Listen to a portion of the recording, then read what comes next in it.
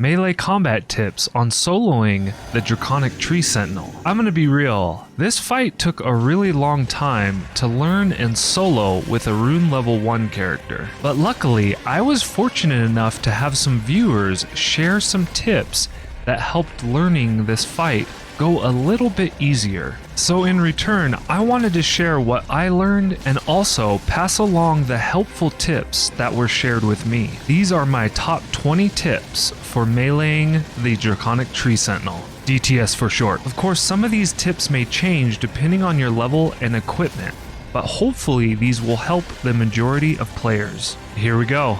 Number 1, the first couple attacks are free.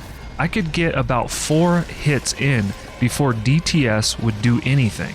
But after this opening, charge attacks would often get me killed. For instance, don't charge attack after the stagger. You want this next hit to stagger them a second time, and if you wait too long, it won't happen. Number 4, don't chase the second stagger. You need to get into position. Learning this position is really important because you're going to be using it the whole fight. 5. Keep this distance and dodge the fireballs. 6. Don't let those fireballs hit something behind you, so stay clear from the rocks, trees, and castle walls. 7.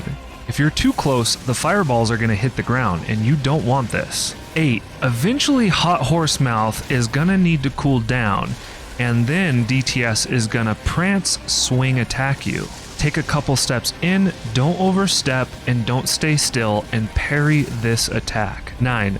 I like the small shield parry because it's easy for me to time, but use the parry that works for you. 10. I would close the distance to the front right, or towards the horse's head. Personally, I really got into a groove by being downhill from the Draconic Tree Sentinel.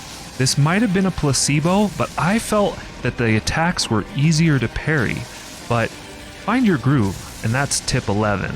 12. Around half health, charge that second stagger for a couple free hits during the second phase transition, then get out. The second phase is very similar to the first phase, you just have more attacks to dodge. For the lightning strike, run and dodge forward, that's tip 13. 14. For the lightning field attack, move around to find a safe space and be ready to dodge an incoming fireball. 15. For the lightning wave, run and dodge forward. 16. For me, most attacks were an R2 or heavy attack, just not charged. 17. For extra damage, I used Holy Ashes of War on my weapon and also the Holy Physique and Holy Talisman. 18. This monk's Flammes was pretty good, but a spear probably would have been a better choice. Number 19 might only apply to low levels, but I didn't use any armor because 1, I was one-shotted and I wanted light equipment load for max distance,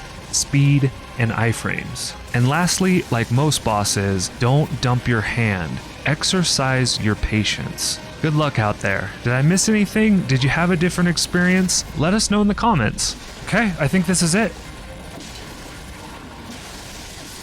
This is it!